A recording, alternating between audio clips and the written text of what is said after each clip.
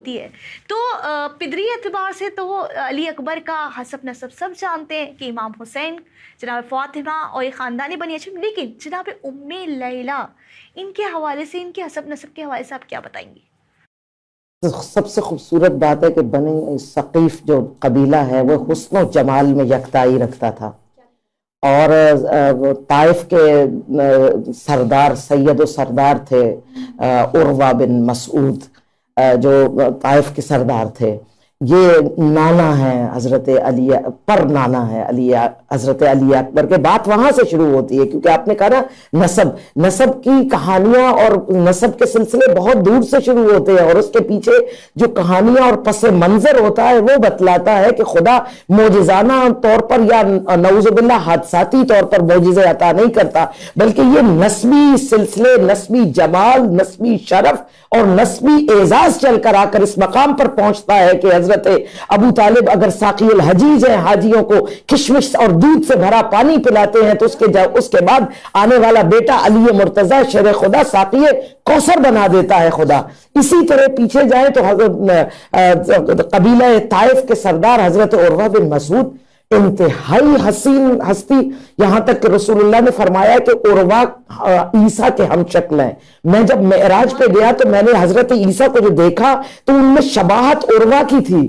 عروہ بن مسعود اور عاشق رسول کہلائے، یعنی طائف کے سردار ہیں، مگر جب آقا سے بالمشافہ ملاقات ہوئی تو وہ کہا کہ آپ کیا کہتے ہیں کہ لوگ آپ پر سنگ باری کر رہے ہیں جب مولا طائف میں گئے ہیں؟ تو آپ نے اس کے جواب میں فرمایا کہ میں خدا کی طرف بلا رہا ہوں، تمہارا اور میرا خدا ایک ہے۔ تو عروہ نے کہا کہ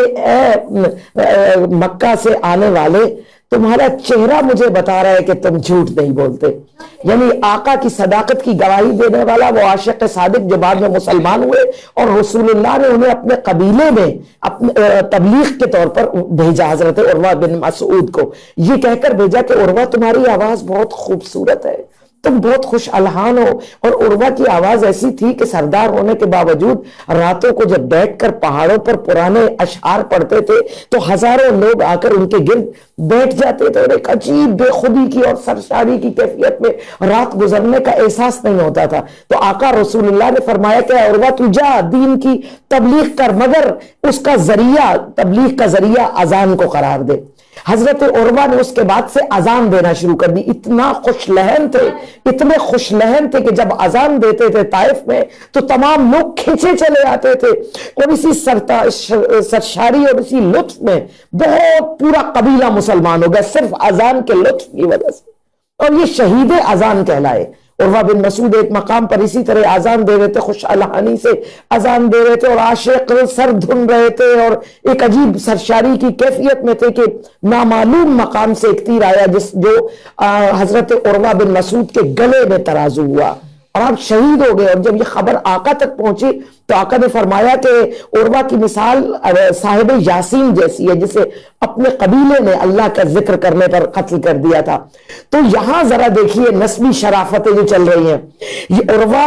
خوش الحان معزن تھے، گلدستہ اذان میں شہید ہوئے، اذان ایسی دی خدا کی راہ میں اپنی جان اور لہو پیش کر دیا۔ خدا حل جزاء الاحسان الا الاحسان کہنے والا خدا پر نواسے کو ایسا گلدستہ اذان پہ کھڑا کر کے عروہ کی اذان کو زندگی بخش دی، ایسی جاودانی اذان دلوائی عروہ کی نسل سے کہ آج قیامت تک اذان کا نام حضرت علی اکبر سے جڑ گیا۔ یہ حضرت عروہ بن مسعود کو انعام ہے اللہ کی طرف سے کہ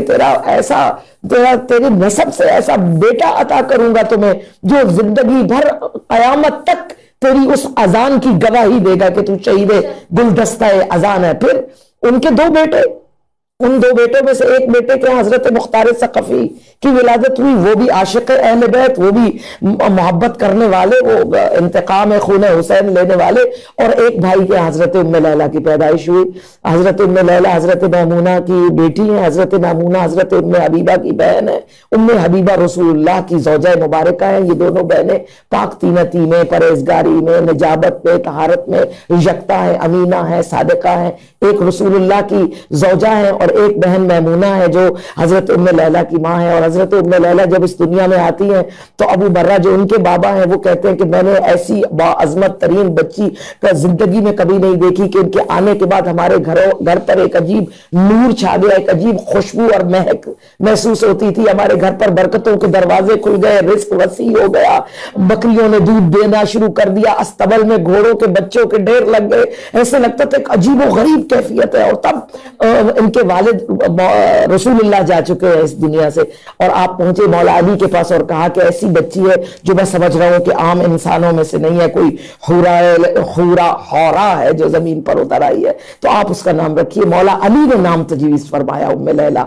پھر جب مقام زوج کا مقام ہے، اس سے پہلے بی بی کی ادبیات میں اتنی عظمت اور اپج تھی کہ ایسا مصرع کہتی تھی کہ بڑے بڑے عربی شاعر شرمندہ ہو جاتے تھے، اور ایسی باعظمت زبان، ایسی باعظمت عفت، کردار، حجاب، وقار، علم، ادب، کیا کمال ہے اس شہزادی میں۔ اور جب زوج کا وقت آیا تو پھر بابا گئے مولا علی کے پاس، ام حبیبہ بہن آپ ذرا مولا علی سے کہیے کہ اب نام بھی آپ نے رکھا تھا، ہم آپ کے عاشقوں میں سے ہیں، بچی کا میں کوئی ہمسر نہیں پاتا، کسی کو میں ام لیلہ کے قابل نہیں پاتا، ایسی باعظمت ترین خاتون ہے میری بیٹی، تو مولا علی سے کہیے اگر آپ کسی غلام سے بھی عقد کر دیں گے تو ہم تیار ہیں۔ تو مولا علی علیہ السلام نے فرمایا کہ ہماری بہو بنے گی۔ اور حضرت ام لیلہ، اور یہ آخری بات آپ کو بتلا دوں جو اہم ہے کہ حضرت ام لیلہ کے ہاں مولا علی نے جب ان کا صحرا لکھا تو اس میں صحرا کہا، اشعار کہے تو کہا کہ اے ام لیلہ تیرا نصیب خدا نے محمد کی ماں آمنہ جیسا رکھا ہے۔ اور پھر جب بی بی کے آغوش میں حضرت علی اکبر آئے، اس سب نے کہا کہ شبیہ محمد ہے، تو بی بی نے اسی دن کھڑے ہو کر جناب زینب کے چہرے کی طرف دیکھا جن کی ابھی بیٹے نہیں ہے، اولاد نرینہ نہیں ہے، اور کربلا کی مالکہ ہے بی بی۔ بی بی نے اپنے بچے اس شبیہ محمد کو اٹھایا کہ جتنی بڑی نعمت خدا نے مجھے دی ہے، میرے میں اتنی طاقت ہے کہ مائیں کربلا میں جا کر اپنے بیٹے دیں گی، میں آج سے کربلا کو اپنا بیٹا ہدیہ کر رہی ہوں۔ کیا کہنے، سبحان اللہ سبحان اللہ۔ بی بی آپ کی ان جملوں کی میں کہتی ہوں کہ نوکری قبول کریں، یہ وہ جملے ہیں